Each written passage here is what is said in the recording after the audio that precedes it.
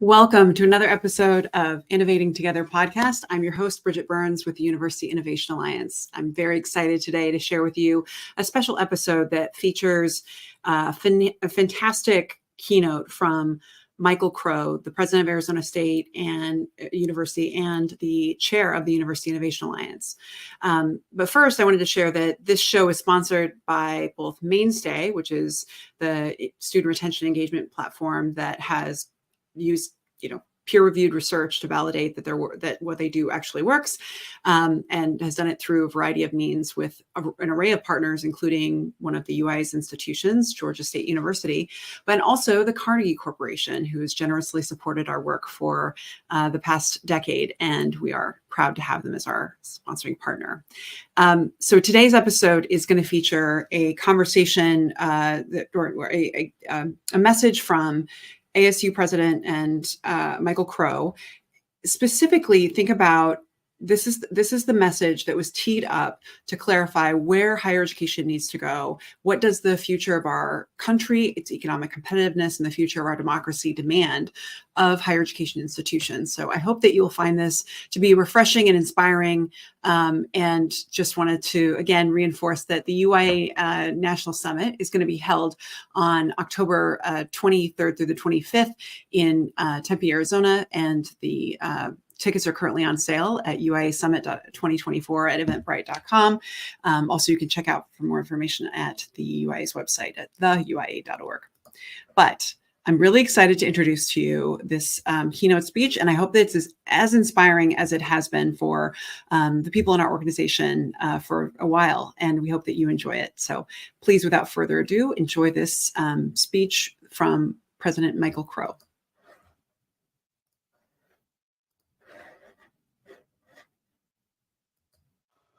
A little bit about stories, since people are telling stories. So the funniest story for me, growing up as an academic was I ended up being the deputy provost at Columbia University, and I got tenure there. And I had just fired this guy who went to Princeton and Harvard and came from a family that everyone had been to Princeton and Harvard, and he was really mad at me. I mean, he was fuming. I mean, he was very, very upset, and he said, "I don't understand how you blue-collar PhDs get to be in these kinds of positions."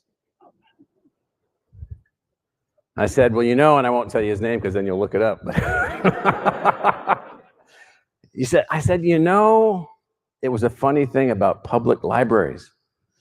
They taught people from families like mine to read, and then look out once you know how to read.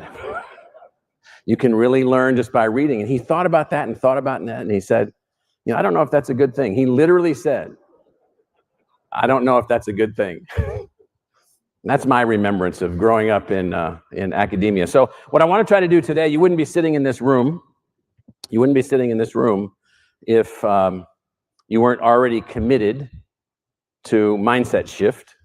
You wouldn't be sitting in this room if you weren't already committed to the fact that we need our country to continue to offer higher and higher opportunity levels for everyone.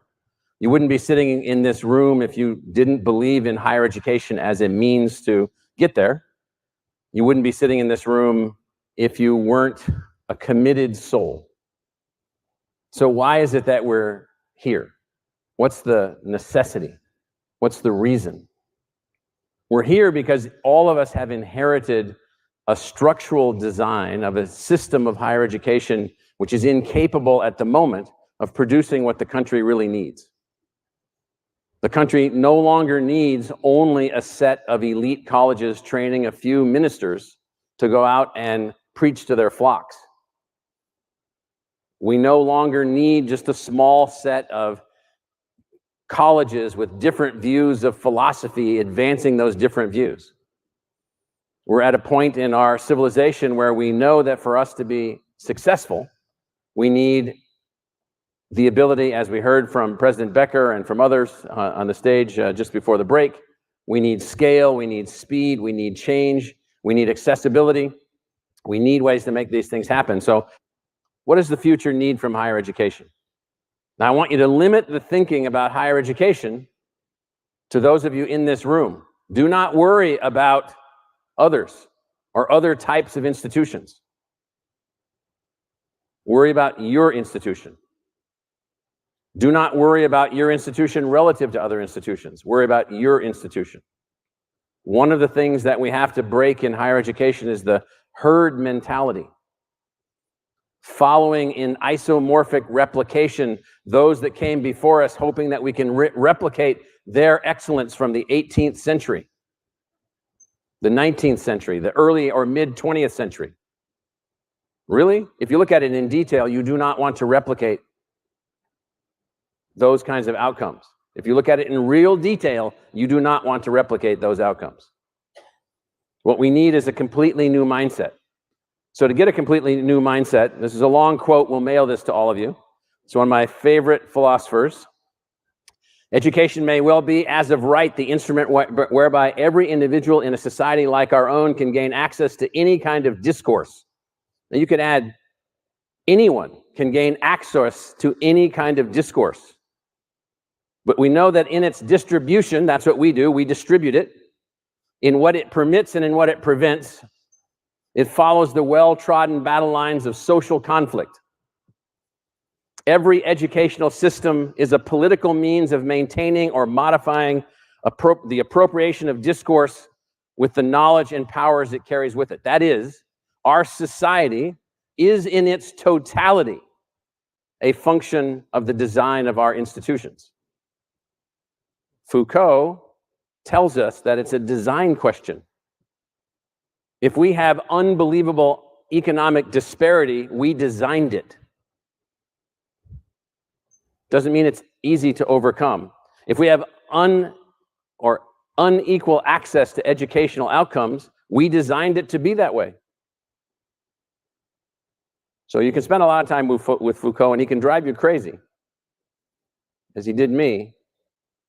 But Foucault and Dewey are two great philosophers, I think, that give us all insights, if you haven't read much of them, on what we're doing. Now, this next person, Herbert Simon, won a Nobel Prize in economics, even though he was not an economist.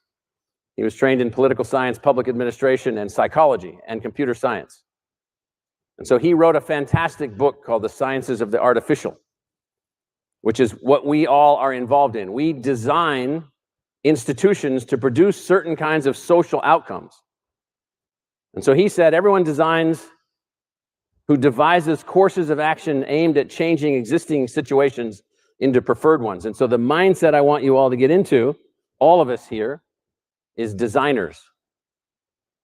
Not managers, not operators, not bureaucrats, designers. This is a design meeting. This is a design session. As has already been stated, we're all equal here. We're all at the design table. It takes designers of every type. It takes thinkers of every type. It takes backgrounds of every type to know how to design actual colleges and universities that can impact a society that now has actually risen beyond even the dreams of our founders. No founder of the United States imagined what we presently have become. 325 million people of unbelievable diversity, religious diversity, ethnic diversity, cultural diversity, every possible type of diversity that you can imagine. No one ever imagined it. And they use that word equal a lot, and they use that word liberty a lot, and they use that word justice a lot. So it turns out we took those words and now we're implementing them, but our institutions are not implementing them quite in the way that we ought to be. Now, again, a busy slide, and this is mostly to send you. This is to suggest that there are three historic models for institutional designs in higher education. The classic, the academic model, its animating purpose, enlightenment of individual students, its path to achievement, immersive instruction, the assumptions of the faculty, self-governing professionals, assumptions of management. A management is drawn and then blended with the faculty. Accountability mechanisms, faculty and management professionalism, primary funding mechanism, enrollment funding from the state, endowments, gifts, what have you. Now that model is the idealized model of small colleges. Academic bureaucracy is what grew out of that and is now the dominant model in public higher education in the United States. Organizational preservation is the animating purpose. As is, it's not an insult to academic bureaucracy, that is the purpose of bureaucracy. These are not pejorative terms. The purpose is self-preservation. I won't walk through all of these, but the path to achieving public value, achievement of state-specified goals, assumption of the faculty, bureaucrats responding to rules. We have over-bureaucratized the institution. So what I'm trying to do now, I'm trying to attack. I'm trying to make you squirm just a little bit to realize that most of us are engaged with institutions that have become intense bureaucracies, incapable of changing. And these intense bureaucracies that are incapable of changing failed to the extent that the third category emerged. Market design models, profit maximizations for owners and shareholders. You've heard of some for-profit universities. It doesn't mean they can't be successful, but look at the design principles across them. Now, I'm going to suggest that none of these models are adequate to the assignment that we have. Now, backing up one. Now, in 2018, we're still running the world this way. We run the world as if education is a function of what you will attain in distinct life stages. There's one stage, you go to school K through 12, and then you have a career. Or you go to school K through 12, or you don't finish K through 12, then you go to technical school, then you have a career. Or you go to school K through 12, then you go to college, then you have a career. This is the model. Everything's segments made into small boxes, ways in which you, in a sense, organize the way that we think. And we think, inappropriately, that our role is in the bottom box in the orange and the yellow. That's our role. And we're going to take the blessed few who are privileged enough to study with us and to be with us. And that's the way that these institutions should be judged and should be successful. I can't begin to tell you the extent to which this chart in front of you right now is ancient history. Learning is going to be more than ever before a continuous process, an ongoing process, a lifelong process. Now, we all know this, but how many of you have fundamentally altered the structures of your organizations to address the fact that we have to figure out how to educate across a person's entire life? Or do we think that that's going to be left up to someone else? And if so, to whom? Now, here's what we've gotten from our dominant design. So the dominant design is academic bureaucracy. The dominant design is elitist access to limited lifespan focus for educational opportunity. We got 45 million people. This is a newer number that we calculated from a bunch of different sources, over 25 years old, who started college, including community college, and have no degree and no certificate. And the society that we're a part of, the sub-society that we're a part of, academia, we even have demeaning names for these people. They're called dropouts, losers. We give them nothing for even partial attainment, nothing. It's 4 years for your bachelor's degree or squat. You have nothing. Oh yeah, I attended college, okay. Why did you drop out? And so we've even, I'm using these points relatively starkly to illustrate why it is that we have socioeconomic inequality in educational attainment. If everyone that you ever knew either didn't go to college or they went to college and they didn't finish, and when they didn't finish, they just seemed to be discarded by everyone else, what would you think about going to college? We've spent $650 billion on Pell Grants. Since 1980, more than half the recipients have no degree and no certificate. I'm surprised our institutions haven't been burned to the ground by the federal government for wastage. $650 billion. We have this almost 40 percentage point gap, depending on your family's income, as to whether or not you finish college, whether or not you go to college. We've already talked a lot about that a lot this morning.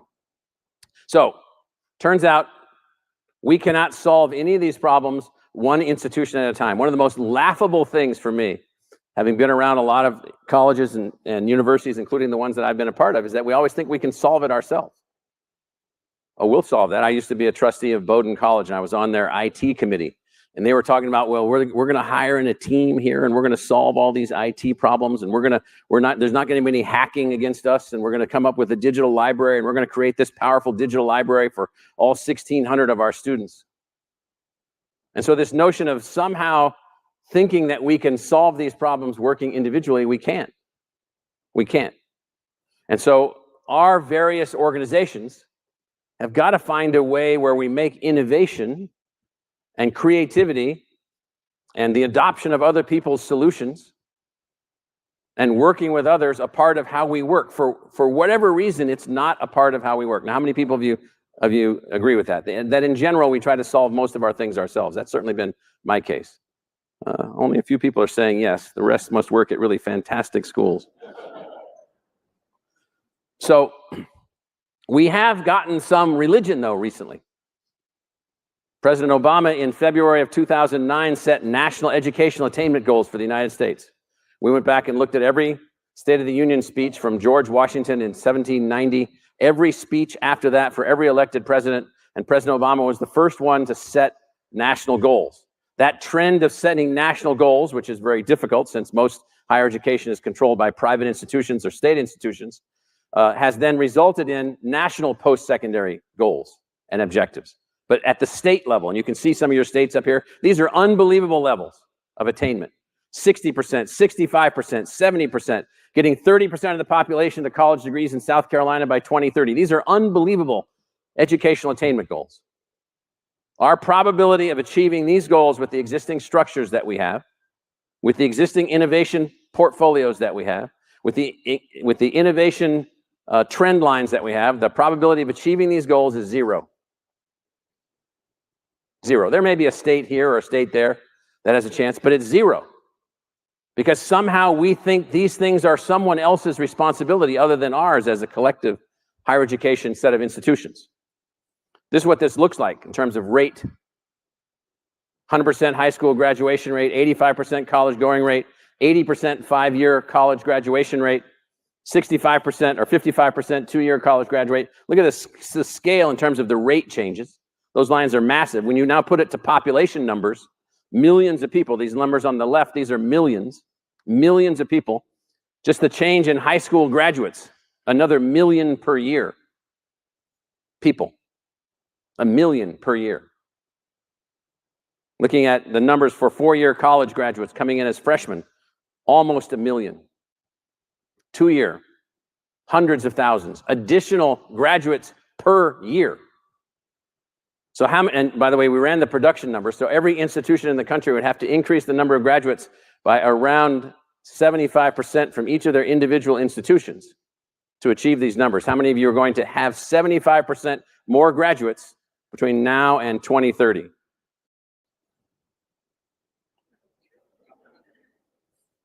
Anybody? We're going to, but we're just one school in a crazy desert town. And so the point here is not so much the details of these charts. The point is the scale of the innovation problem, the scale of the innovation challenge, the fact that our institutions can't get here without innovating and innovating together.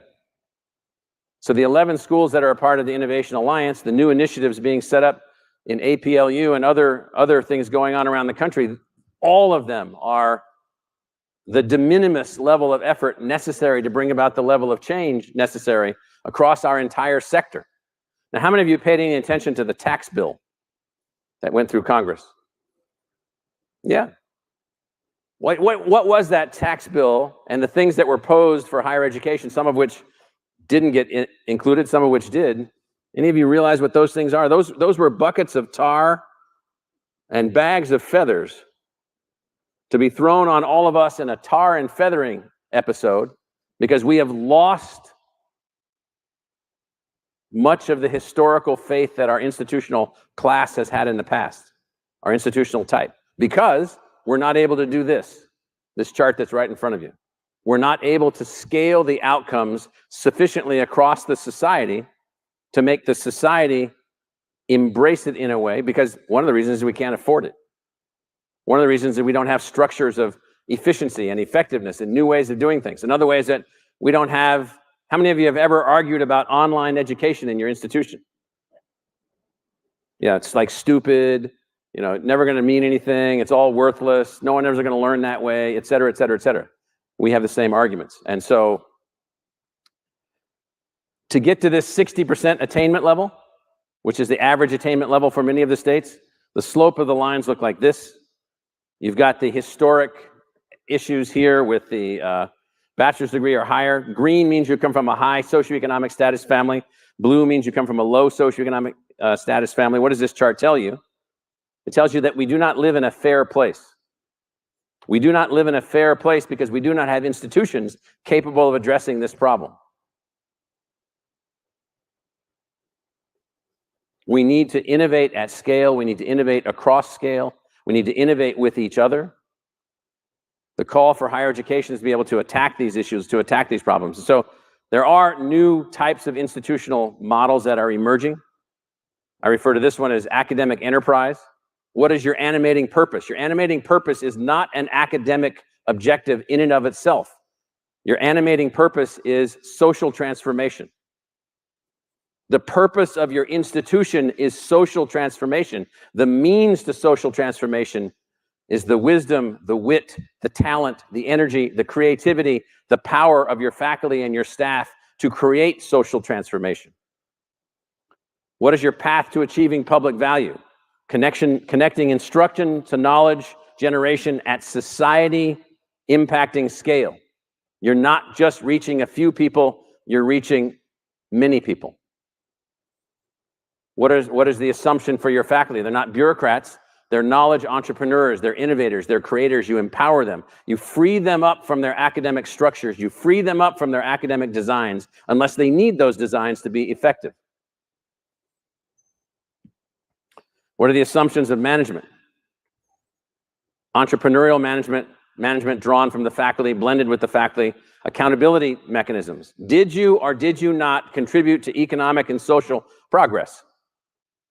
So one of the Republican candidates running for president in 2016, former governor of Florida, Governor Bush, said two numbers. You need to know two numbers.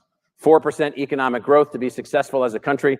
Many of our ills will be solved if we have 4% steady economic growth, which requires 2% immigration. So he had these two numbers, 4 and 2.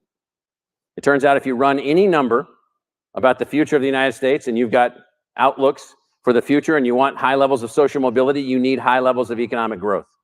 To get economic growth, you actually have to have institutions such as our own devoted to that as a part of our outcome. You cannot get 4% economic growth if you're leaving behind half of your population.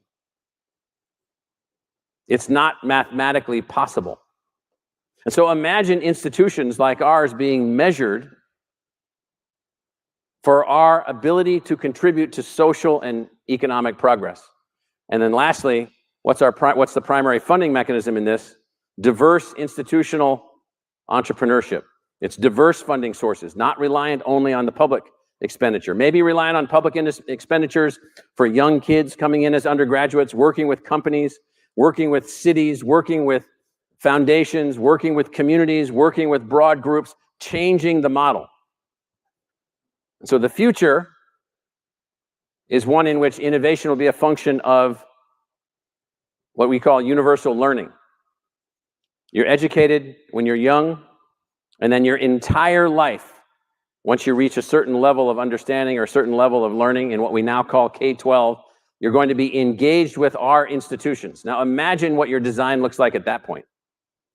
Yes, you have immersion programs. Yes, you have people with you. But how are you reaching and impacting your community? So the point of all of this is to say that we all come from different and diverse organizations in higher education. All of our models are different. None of our models are optimized. We all work in isolated subunits, cottage industries. We're like all out in the forest with our little huts, working on our own. And what we need are new models of partnership, models of joint innovation, models of trade and creativity going on between and among different groups. And so what do we need to do? First, the first point is really important. Conduct an honest assessment of your institutional wish list, classifying internal capabilities, unique offerings, and external needs.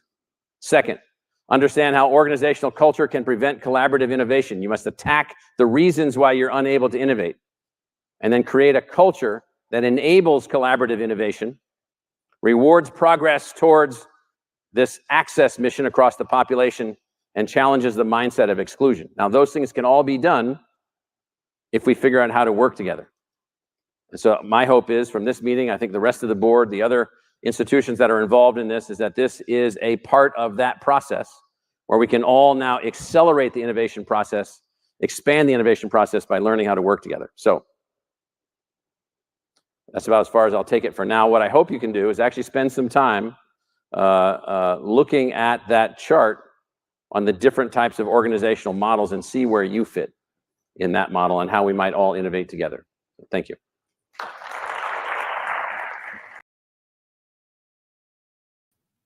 That was a fantastic speech from ASU President Michael Crow, who's the board chair of the University Innovation Alliance. I hope it gives you just a taste of the kinds of thoughtful and strategic conversations that will happen at the UIA National Summit, and also just our general philosophy that no keynote should be over 20, 25 minutes. Putting folks on the stage in a way that invites them to give their best work, and convening the right people to have the kinds of conversations that we all need to have together. So I just hope that you will consider attending. And otherwise, I just wanted to share this with you as something that I think is positive and is useful kind of from a professional development kind of mindset shifting space. And I just wish you the best as you head about the week. So thanks again for joining us for this episode of the Innovating Together show.